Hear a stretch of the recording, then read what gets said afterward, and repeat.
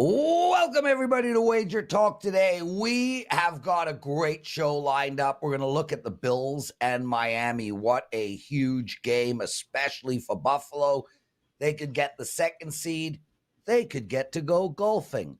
We're going to take apart the Vegas Broncos game, the Seattle-Arizona game, and a whole lot more. I'm Lawrence Presman. Teddy Covers is my co-host, and our first guest is the most awesomest Adam Trigger. How are you, Ad? I'm good, guys. I'm back home now. I went to Colorado for a day earlier this week to watch some college basketball, but we're back, and I'm going to talk about the Bills in a little bit, and selfishly, I need them to win so I can go to a playoff game. Like you said, they're either going to host one or, they get into that wild card mix. So hopefully it's the former and we get a home Bills game in a couple weeks. Well, I'm going to break down the total when it comes to the big game breakdown a little bit later in the show. You're going to talk about the side right here, Buffalo and Miami.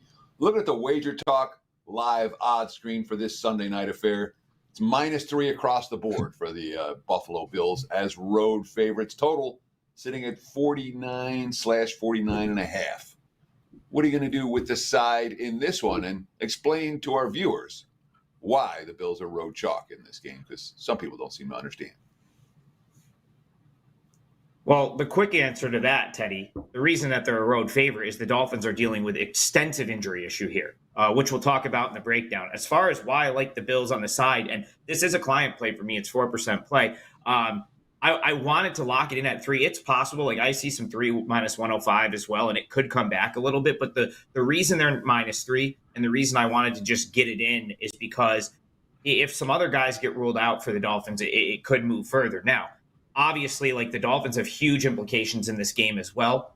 This game is for the division, so they're going to want to get guys on the field if possible. But I almost don't mind that. I'd be just as fine playing the Bills against a banged up Dolphins team as I would be if some of these guys get ruled out. So let's go back to the first meeting. That was up here. That was in Buffalo, way back like week 4 or 5 of the season. But I think the important thing to note there is that was kind of when the Dolphins were at their peak. They had just dropped 70 on the Broncos the week before. Their offense was already looking like it was going to be one of the top units in the league. It definitely was the top unit in the league coming into that game. And the Bills never trailed. They led right from the start. They were never really threatened. They won the game 48-20. And now, the Dolphins, they've improved on the defensive side big time since then. But a lot of their injuries are on the defensive side of the ball. Maybe not the big names like, the Tuas, Tyreek Hills, and Jalen Waddles, who are all on the injury report. But there's some extensive injury on the defensive side of the ball that makes me think that this Dolphins defense that has improved so much over the past, couple months could take a step back and would be vulnerable here. Tua is going to play. I know he kind of banged his shoulder up toward the end of that game. I expect him to play. Tyreek Hill probably is out. I think he may be out already. I know he was in a walking boot, and of course, the house fire that he has to deal with this week. It'll be surprised to see him play. Jalen Waddle, if he's playing, he'll be playing hurt. But again, it's the defense for the Dolphins that I think is the most sort of notable here. Bradley Chubb torn ACL, he goes down. Xavier Howard missed practice yesterday. So this Dolphins defense that's been on the rise could take a step back. And I think the Bills offense, is starting to come around, at least over the course of the last month. They may not have been overly sharp against the Patriots, but over the course of the last 6 weeks, really since they changed offensive coordinators, the offense has improved. Josh Allen has been more of a playmaker. And I think that, so I actually think this Bills team could be better than the version that beat the Dolphins 48-20 earlier this year. The Bills cost me a 5% play last week. I think it had to do with lack of focus. They give up the kick return to start the game. And then, 4 turnovers forced in the first half. They should have been up a lot more by halftime, win by 6. And I had a good number there at -12. But I think you get the focused version of the Bills here because, again, the division's on the line for them as well. A win puts them in, could put them as high as the 2. Will definitely give them a home playoff game. So for my sake, because I really want to go to one, and all my clients' sakes, who already have laid the 3 with Buffalo, I hope we get a Bills win and cover on Sunday. I do think it happens down in South Beach. So Miami has been an exceptional team coming off a loss this season. They've bounced back strong every time. They've won following their 4 previous losses by a combined 66 points, so an average of more than 16 points per game following a defeat. Tua Tagovailoa, after last week's awful showing in Baltimore, quote, "See what we can do better and move on to the Bills. Everything is still in front of us for what we want to accomplish as a team." So this is a Miami squad that's shown us their character this year in bouncing back from these losses. And it's a quarterback who, by the way, I'm seeing Tyreek Hill upgraded to probable right now. So I think Miami's going to have the majority of their weapons available for Tua this week. And they've bounced back really strong off every loss this season, winning all of those games by a TD or more. I know you're a Bills, you're close to you get a feel for Buffalo because you're close. Are we undervaluing Miami here? So, yeah, I mean, listen, again, I would think that if anyone on the Dolphins is available in any capacity, they're going to play. Like, even if Waddle's playing hurt, obviously Hill, is the off the field stuff probably come Sunday isn't going to affect him. I doubt we see him in practice the rest of the week, but if he's ready to go, he's going to play. But for me, Teddy, like, a couple things. One, the Dolphins played a really weak schedule at points this year. There was a point in time, like a couple weeks ago, I think prior to the Cowboys game, where they had yet to beat a team with a winning record. So, they've been good off a loss, but I don't have it in front of me here. I'm sure most of those, teams that they played off a loss probably don't have a winning record right now because this would be the first time that they're coming off a loss, since that Cowboys game. And again, they haven't had to deal with this type of injury concern at any point in the season. They've had guys banged up. I think the game that comes to mind was the Titans game on Monday night where they were dealing with potentially a couple guys out, and they managed to lose that game as a 14-point favorite. So I just like where the Bills are at coming into this game. I think the Bills hit their sort of, rock bottom, if you want to call it that, earlier this year. They've started to peak, but I think the important thing here, Teddy, is they haven't peaked by blowing a bunch of teams out. They've won a couple close games, and so I still think you've got a little line value with them. I have the Bills rated higher than the Dolphins at this point, and when I factor the injuries in, it's a no-brainer to lay the 3 here. And I love what I'm hearing, brother. I have a 5% on the Bills to win the division, so I'm cheering like crazy for the Bills. And on top of that, I'm a fan of the Bills. Like, I like the Bills. I mean, I'm not a big fan. Both of you guys, Teddy and Adam, Teddy, go first. Do you factor in your handicap the fact that a team owns another team? I mean, Buffalo, 9-1 in their last 10 against Miami. I know we're going back far with different players, et cetera, but does something like that, Teddy, come into your handicap? So coach versus coach, I pay attention to, absolutely. Is that the defining factor, the only factor? No, but it's if you're making a case, coach versus coach dominance is something that can help you make that case. Ad? I think in this series particular, so I was at the Dolphins-Bills game up in Buffalo last year, the one that was played on a Saturday night with all the snow and the snowballs being thrown around. I mean, Miami's always going to have a hard time coming up here and playing in Buffalo. That's just, it is what it is. It's going to be a tough trip for them. They're used to warm weather. A lot of times that game is later in the year and it's in the cold. So stuff like that I would factor in, but not so much a lot of times I try to go against it. If a team has lost 6 straight to an opponent or something like that, I look and say, okay, is this the one? Is there value? Because usually it's baked in, right? So if there's some sort of narrative that a team owns another team, it's almost always baked into the line. It's not like a defining point, point for me, but I guess I'd like to know why. If I can figure out why, right, and it's irrelevant to my bet, then I'm more likely to lean on it.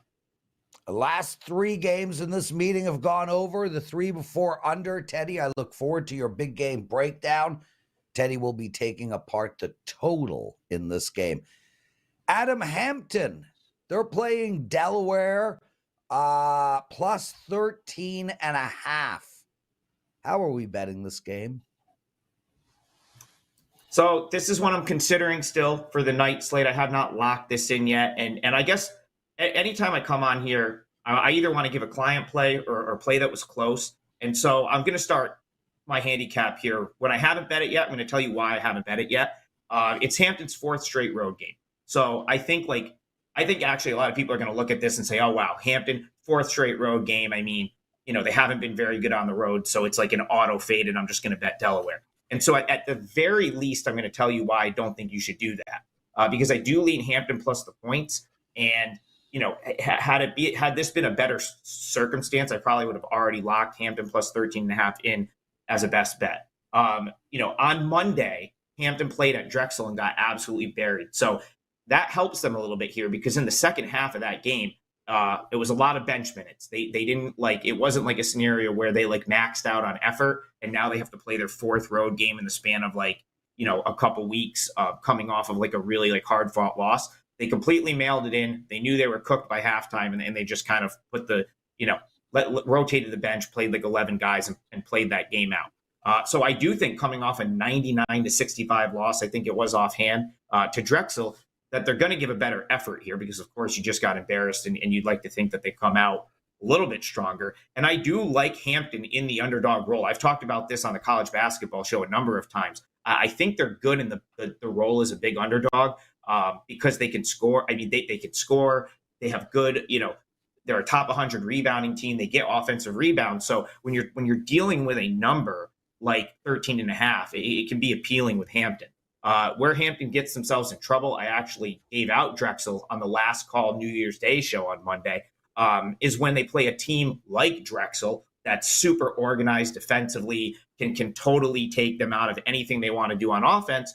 But I don't really think that Delaware is that team.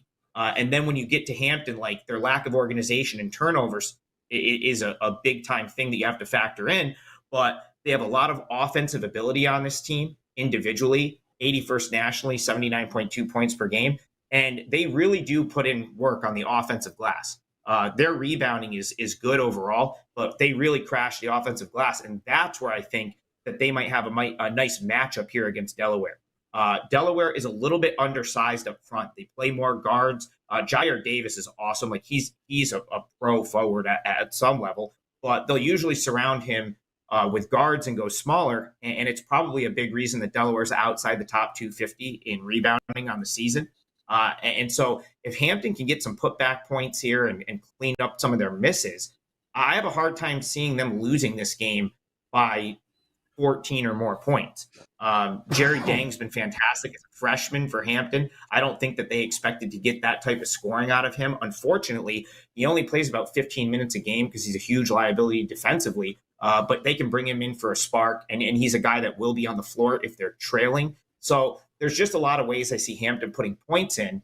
And if they're going to score at any sustained rate, they should be able to cover 13.5. So I like Hampton here plus 13.5. And it's a good reason to tune in to the College Basketball Daily Show, which I'll be on in about 2 hours, because if I do make this a client play, I'll probably let you know on that show. Adam Trigger. And yeah, I got to follow, but Prez doesn't want me to ask it. But I got to ask it. It's just one of those things. This is a Hampton team. You talked about how you like the matchups here, but I look at Hampton and I see their double-digit dog to James Madison. They lose that game straight up and against the spread. Double-digit dog to San Jose. They lose that game straight up and against the spread. Double-digit dog to Kent. Lose that game straight up and against the spread. Last time out against Drexel. Double-digit dogs again, straight up and against the spread losses. This team hasn't been a great double-digit dog. They haven't been very competitive in these stepping up in class games. What makes you think tonight's different?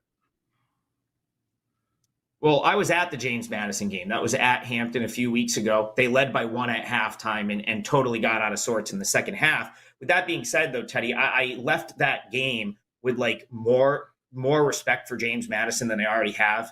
That's a phenomenal basketball team. And Hampton had a bad 7-minute stretch in the second half, and James Madison dropped a 20-0 run on them. So deceiving because they led at halftime. And that's actually a good point that you bring up, Teddy. They've been couple of these games they've led at half and then let it go in the second half. I had a winner on Hampton as a double-digit dog a couple weeks ago against Bowling Green. That was another game they led at halftime and had to hold on for dear life to cover the number. The Drexel game was a bad matchup, and I think you referenced another one that was very early in the season. So it was kind of before the emergence of Jerry Dang as a scorer. He's a freshman. I don't think they knew what they had in him early in the year. And so the ability to bring him off the bench has been huge for Hampton. So I just think they profile as a team. I'll modify what I said. Hampton profiles as a team that I'd like to get involved with going forward, catching double digits, because they're kind of coming together a little bit offensively. And so that's why I would, with the matchup being what it is, I think 13.5 is probably the right side against Delaware. Adam Trigger, thank you for joining us, brother. We have to get what you promote. So, Teddy, before we get into that, I say to Teddy, just close him. We can move on. We don't need to go deep into this Hampton game. So you give all your reasons why Hampton is going to win. And then Teddy says, well, they didn't win but before. So why do you think things are different? Which is literally what you spent the first 2 minutes explaining. And then Teddy says to me, we have a hard out today. And you know what I said to Teddy? Screw you. We're going to 12:55 today because you asked that follow-up question. This show will run late. I'm going to make sure of it, Teddy. Adam, what do you got to promote? Take So your we time, just put by up the way. We have lots of time, Adam. lots of time. It's only 9 a.m. for Teddy. He's got the whole day in front of him, Prez. For us, it's like almost 1 o'clock. We've got places to be. But I have a college basketball special. It's up on the deals tab now. No coupon necessary. It's the rest of the season. It was number 1 in college hoop at WagerTalk last year, plus 87 units overall. Up again to start this season. It gets you everything through one shining moment, we'll call it, the national championship game. So that's up. No coupon necessary. It's on the deals tab. I have other client plays for tonight. And like I said, if I'm going to add Hampton, I'll let you know on the college basketball show. So tune into that as well. Awesome stuff. Adam Trigger, everyone. Exclusive handicapper at WagerTalk.com. Teddy covers. I had a great night last night. I went 3-0. And I don't know, do you ever feel when a run is coming? Like I said yesterday, I'm about to go on a run. And I feel like a big run is in my future. I won both my college basketball plays, man. My college basketball season's been incredible. I won my NBA. My NBA's been great. So I went 3-0. Have I set your what did bettors learn up well enough for you? Perfectly, Lawrence, because I went 0-3 last night. And look, I had a good day in the NFL on Sunday. It was all good New Year's Eve. I've been running good for the better part of the last 2 months, since about the second week in November, 60% across sports, counting every play every day. And then bang, New Year, welcome to 2024. 0-3 on Monday and 0-3 again last night. The 1-0 in between doesn't mean much. It's a terrible start to the new year. And there's something about that number that's bad. 0-1 sucks. Yeah, 0-2 sucks worse. 0-7, you're numb already. 0-6, same way. It's that 0-3 to me that feels like it sucks the most, hurts the most mentally. You're like, if you can get that last one, you can get out of the night 1-2, not good, but not a disaster. Instead, as you mentioned, trying to flip me off, it's a screw job for me and my clients. And that's that. My NBA was red hot. Now I haven't won a game since Christmas. It's a roller coaster business, my friend. Since before Christmas, I haven't won an NBA game. Roller coaster business. Let's see if we can get it going back up tonight and into this weekend. Last night, no fun for me, and unfortunately, no fun for my clients. Lawrence? Yeah, it's so funny that you mentioned that with that 0-3, because I'd say it to Vivian all the time. You lose those first 2 games, right, say the 7 o'clock grouping, and then that third game comes and you're like, if I can win this third game, I escape. I escape. 1-2, no problem. Not that's different to 0-1. That third game becomes so freaking crucial. Yeah, sorry you lost it, but you've had an awesome run, dude. And I mean, remember I went 0-5 one day a couple of months ago. So this shit happens. I know. We all know. And well said on the roller coaster. Robert Veno joining us, everyone. Happy New Year, my friend. Hope you're well. I know you got to spend some time with your kids. Rob's son is the drummer in Grayscale, a quite successful Would you call them an indie band? They've sort of shifted now to just rock, but I would say, yeah, in that, I don't know, alternative indie, yeah, I would put it there, Prez. But they're trying to shift totally to a rock band now. Yeah, nothing better than being proud of your kids. Teddy hasn't experienced that yet. I'm just starting with you, Teddy. Your kids, Teddy's kid's incredible. Teddy's got a freaking savant as a child, and he's a drummer too, Rob. And I heard he knows your son. He does. They actually brought him up side stage when he was younger, when they did an outdoor festival in Las Vegas. And Teddy can speak to the growth of the band now because he just saw them in October out in Las Vegas. I just saw them the Friday before Christmas. They had a holiday show where you're like this. They covered Van Halen's Panama. And I have to say, again, I might be somewhat biased, but I try to be unbiased. It was really, really good. So, for a guy like me who grew up on that type of rock, to hear your kid play it, that's pretty awesome. Oh, I love it. And love it. I'll say this, Lawrence, just so the first time that I saw Grayscale play was, an outdoor venue, a couple hundred people. The second time I saw Grayscale play with Rob, they're freaking, they're at the Palms, dude. It's a whole concert venue. It's real, thousands of cheering fans, groupies, the whole 9 yards. So, yeah, moving up in the world. And that's just one of his sons. His other son's just as successful. Yeah, but his other son isn't getting the pun. I mean, he works at ESPN. Rob, he's married, so your eldest, bro, or your drummer son is getting action. Woo, woo. Okay, speaking of action, Denver at Golden State. Let's go right into that game. How should we bet it? Well, I've really shortened this one up, Prez, to a first quarter play. Denver, first quarter here. A lot of reasons why. If you just start with the premise that Denver has been a fast first quarter starting team this year, and Golden State's been a slow starting team. Denver's first quarter against the spread record is 23-12, ATS first quarter. Golden State just 15-17, and even worse at home, they're only 6-12 against the spread. The season series, they played twice.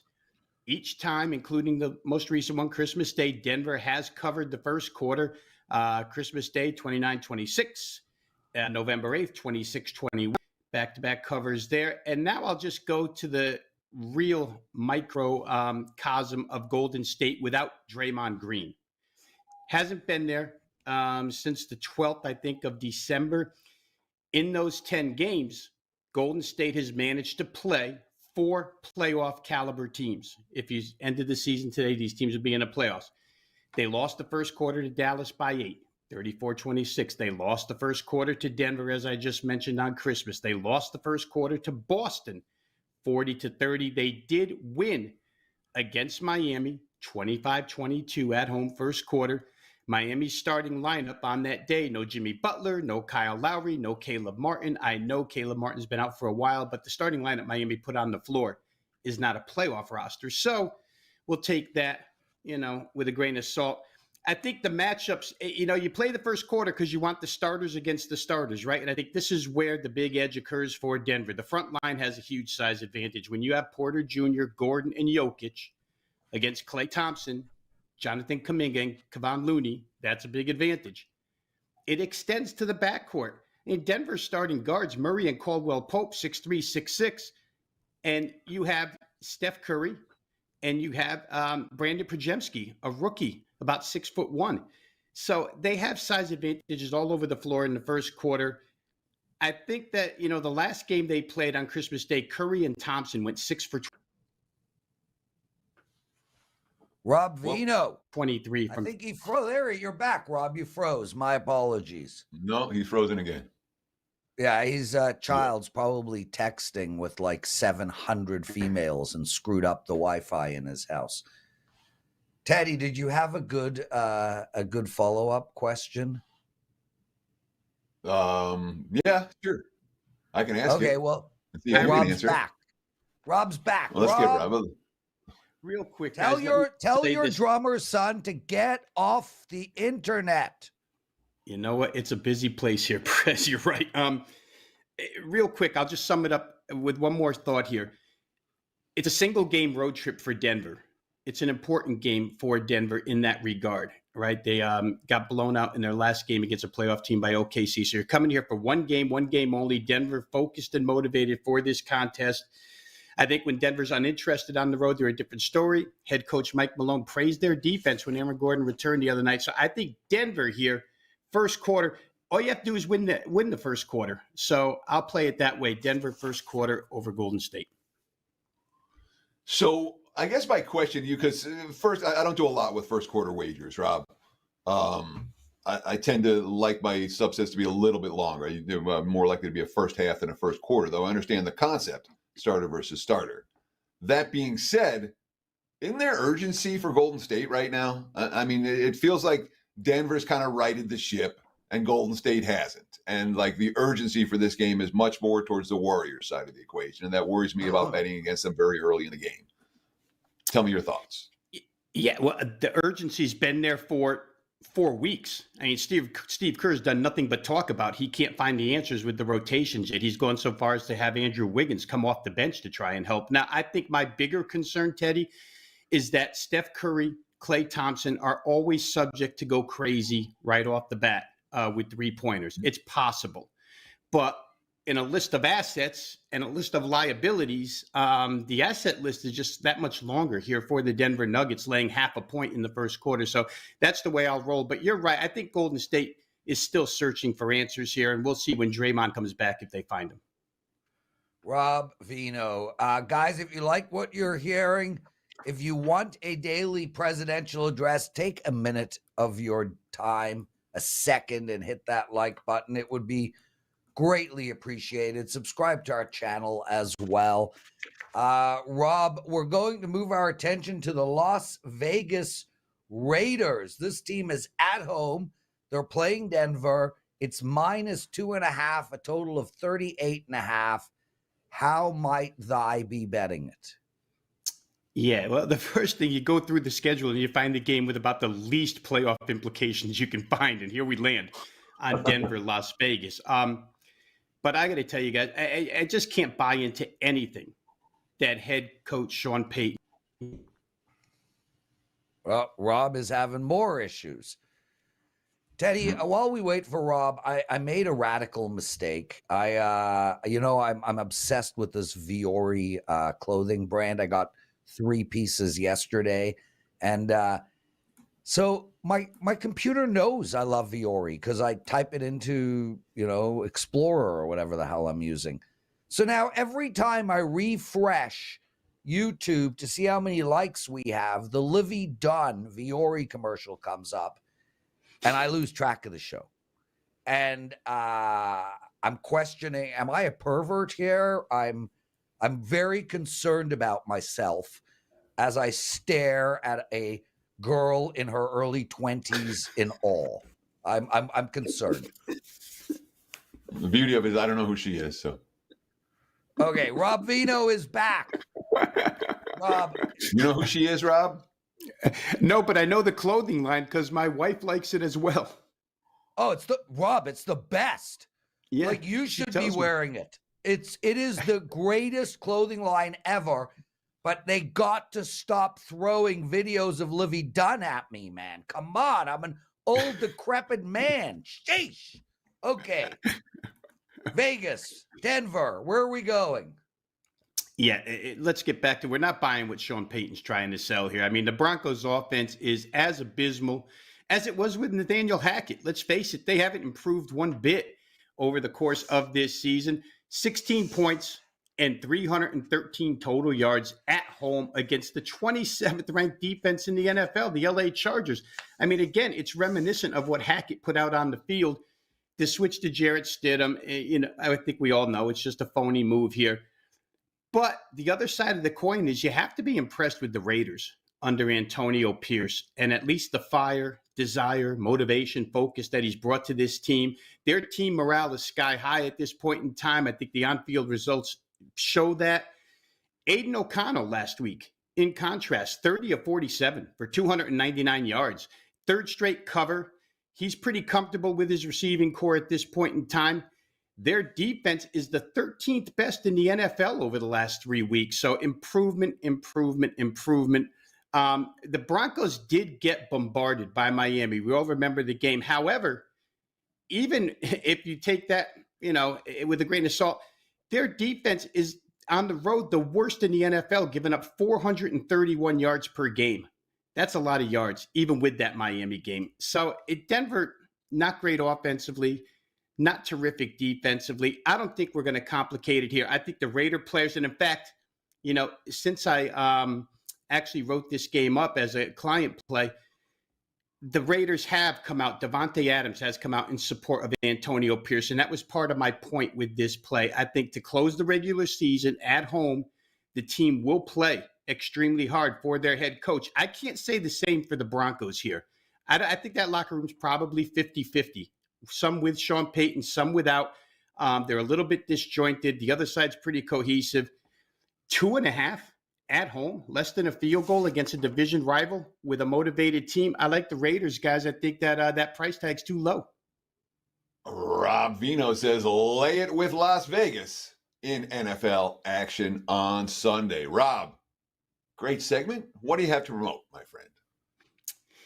Let's promote the first 5% play I've had in a while, guys. It comes from the NFL this week. 5% play, up and available, WagerTalk.com. I would say that the football season since last January 1st has been incredible. Now, I play all football.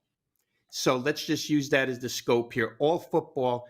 The most profitable handicapper at WagerTalk since January 1, 2023. So you're counting XFL, USFL, Canadian, the whole shooting match. The football's been really good to me. And in fact, most recently, football in general has been really good. So we're going to come with a 5%er for Sunday. Let's get there with it. And I'm glad to be back on with you guys. It's been a while. Well, dude, you can blame Teddy. He called me on the phone. He was like, no more Rob Veno, please. Right. Sure. Rob believes that. The irony is you're what Rob Veno is your guy. I mean, when we bought Sports Memo and we bought it from you, you were like, got to keep Rob. Rob's incredible. I mean, Teddy is as big a supporter of you as it gets. Anyway, thanks for joining us, my brother. Theodore, it's time for your big game breakdown. Big game breakdown time. And we heard Adam Trigger earlier on Wager Talk Today breaking down the side for the Bills and the Dolphins. Sunday Night Football, AFC East title on the line. I'm going to break down the total for that ball game. And again, looking at the Wager Talk live odds screen, Buffalo -3 pretty much across the board, total 49.5. What happened the first meeting between these two teams this year? The Bills up and down the field. Dolphins had some success early. They got shut down after pretty much in the second half. But the game finished in the 60s, 48-20. Final score. Last year, both meetings got into the 60s. Two offenses moving the ball up and down the field. I know Tua's a little bit banged up, but make no mistake about it. We're talking about two elite quarterbacks, two elite offenses. Josh Allen and Tua equals shootout. The key here are the defenses. Miami's defense coming off a game in which they allowed 8.9 yards per play, 5 touchdowns and 5 red zone opportunities. And they came out of the game with defensive injuries galore. And I mean big time. Xavier Howard, cornerback. Bradley Chubb, was on the field with his team down 30 points last week. Had to be carted off. He's gone. Obviously, Jalen Phillips, a huge loss for them. That's their pass rush. Gone. That's their secondary. Banged up. I would expect a hungry Bills team to be able, much like the first meeting, to have success offensively. Miami at home could trade points with anyone. They really can. I look for a shootout. I know that it's been a lot of unders when it comes to the national TV games this year. I don't think this is one of them. Sunday night in Miami, look for touchdowns in bunches. Expect this game to get up and over the total. There's your big game breakdown. Back to you, Mr. Prez. Teddy, 10 more minutes left. Carmine Bianco still to come, but I have to ask you a question because Dennis Perret, or however he pronounces his last name, which is probably not even his last name, is in the chat room, and he's asked the same question 2 days in a row. So let's try answer it for him. Prez and Teddy, we've talked motivation when it comes to bowl games. Do you all apply the same logic to week 18 in the NFL, looking for teams that have something to play for? It's a tough question to answer. You want to take a stab? The answer is no. I do not. This whole team A has something to play for, team B doesn't. Here, let me just get it real quick. All right, this week we have the Rams get to the playoffs against the 49ers, who can sit everyone. The Jags win and they're in against Tennessee. Tampa win and they're in at Carolina. Green Bay win and they're in at Minnesota. You give me an over-under on how many of those teams actually win? 2.5 is the right number.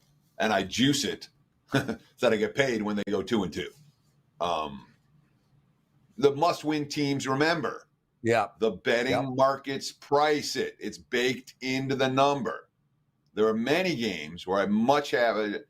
And the backups who are getting their opportunity to play this week, they've got something to play for.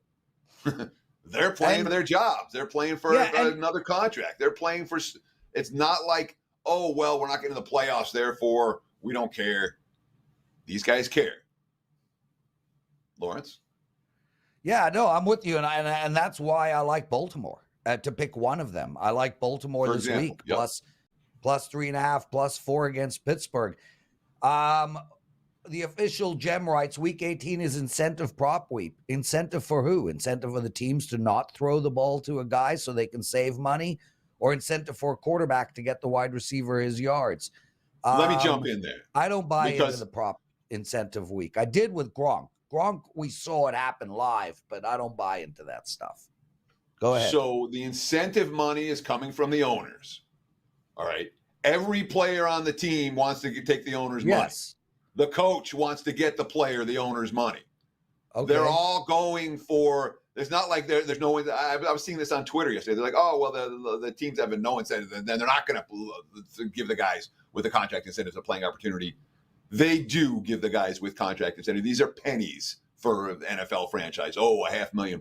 Oh, $100,000 bonus. Oh, $1 million bonus. It's pennies for these teams and these owners. It really is. I have one to give out for you all.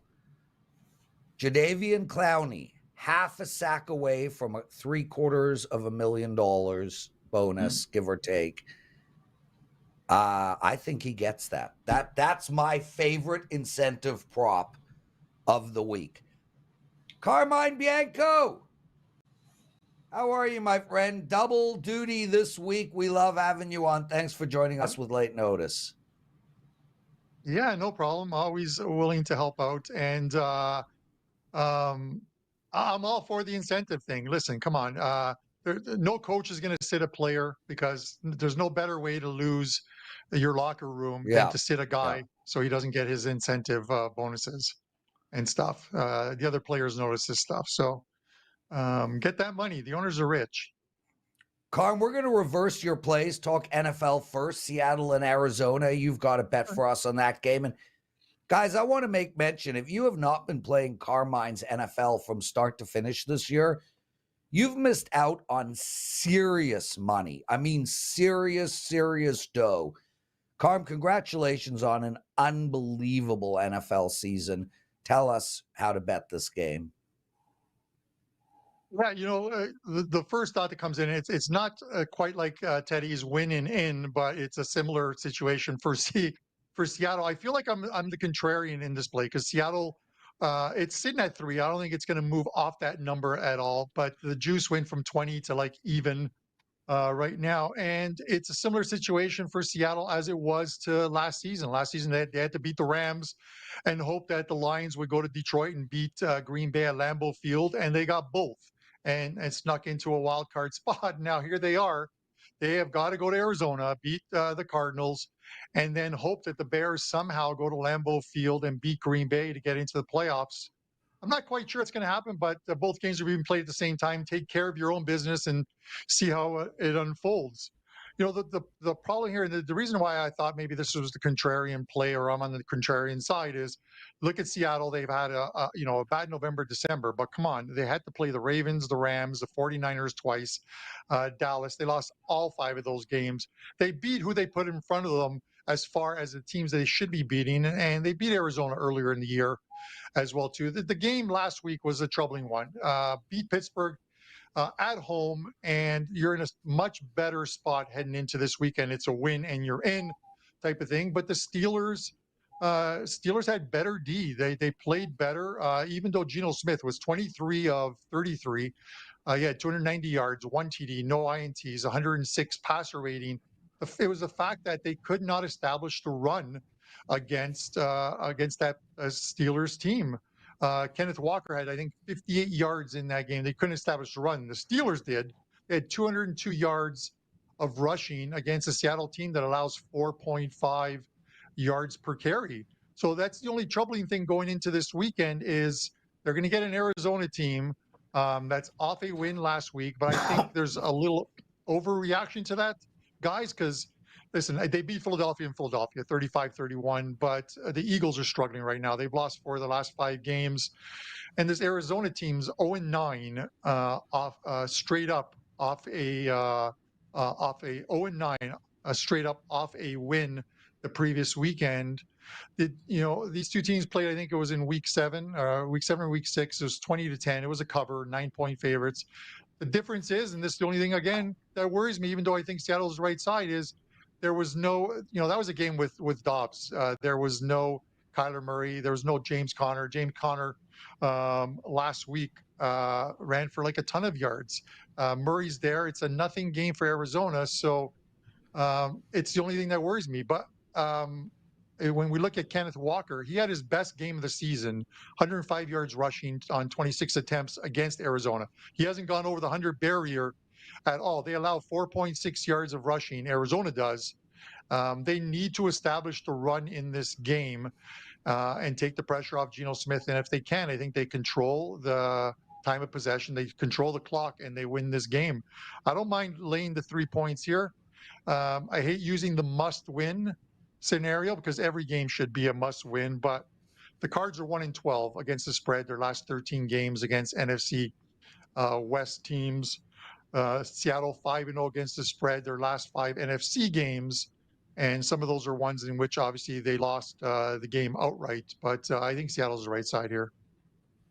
So, Carm, when it comes to a value equation, it's an Arizona team whose full season stats are lying, right? They played a different level of football with Kyler Murray behind center than they did early in the season when they were shuttling through QBs, including, as you mentioned, Josh Dobbs.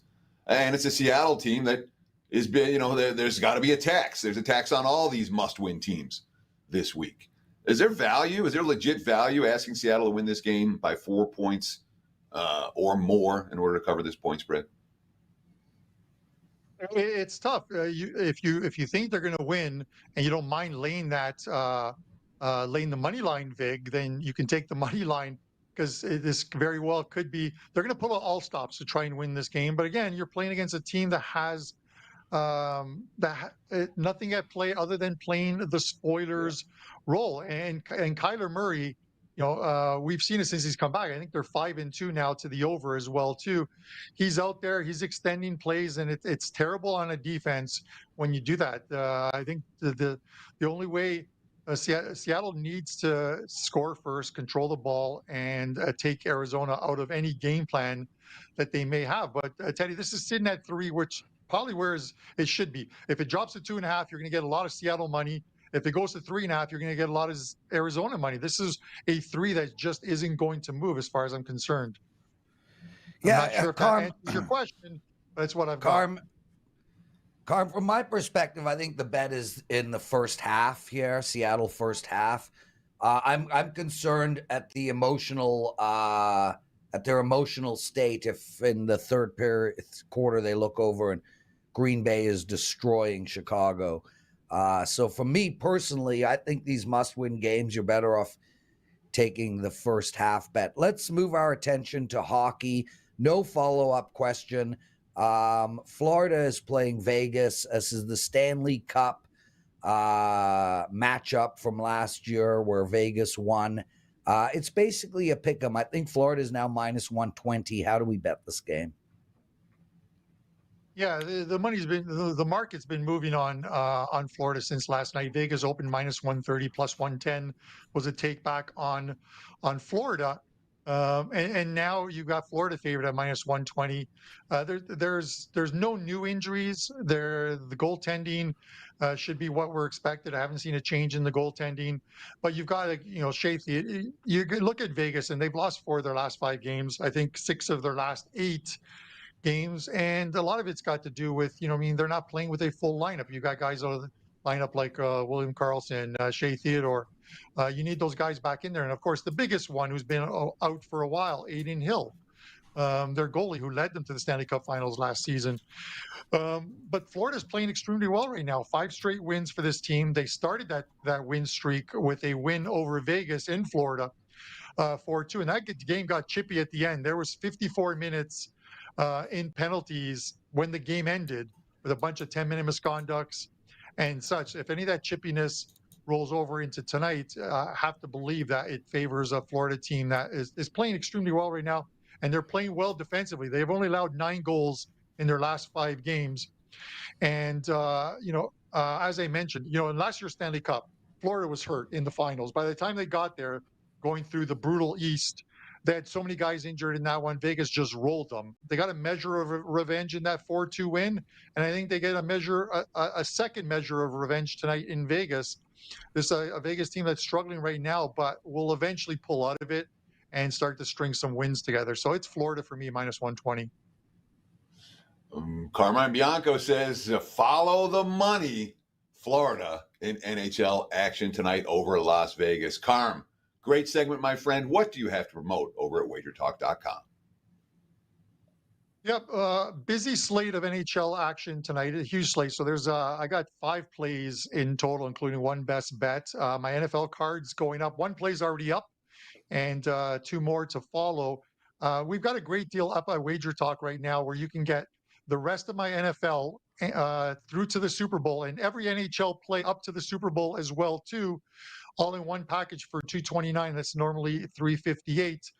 It's like I mentioned, NHL's heating up, and NFL has been great all season long, up 65 units, number 1 at WagerTalk in the NFL this season. Let's see if we can close it out in Week 18 with another big weekend. Great NFL, NHL combo special available right now at Carmine Bianco's homepage at WagerTalk.com. Thank you so much, Carm. Best of luck this evening. Lawrence. Yes, sir. I believe it's time for your presidential address. You got it, brother. We got over 125 likes. Let's go. I got 3 NHL bets to give you today, including a plus 300. So stay with me for that. I do want to make mention, I got a huge card going today. Guys, 7-2 since the start of 2024.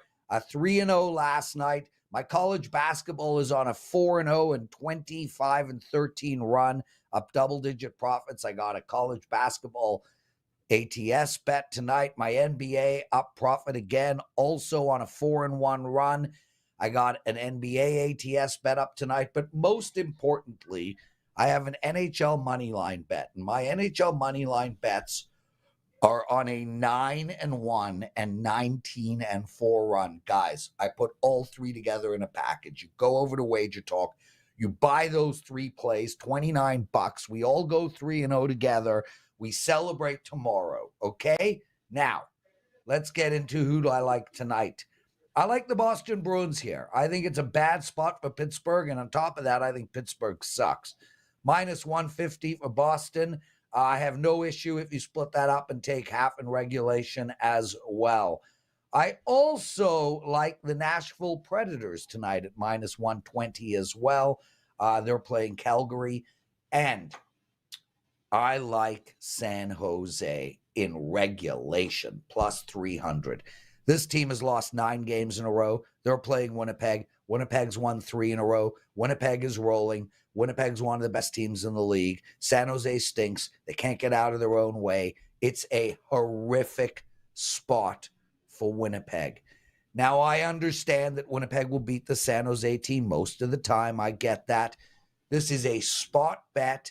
I hate this position that Winnipeg finds themselves in. And San Jose is going to win games, guys. I mean, even after 9 in a row, they're not losing 20 in a row. So San Jose plus 300 in regulation. Split that up because it's plus 210 if they win on the money line. So split that bet up. Anyway, that's it for me. Teddy covers. Love doing the show today. Glad we went late. We'll see you all tomorrow. We will discuss the national championship game tomorrow, Teddy. Thanks, everyone. Take us home. Enjoy the games and best of luck with all your wagers on Thursday night. We'll be back tomorrow, same time.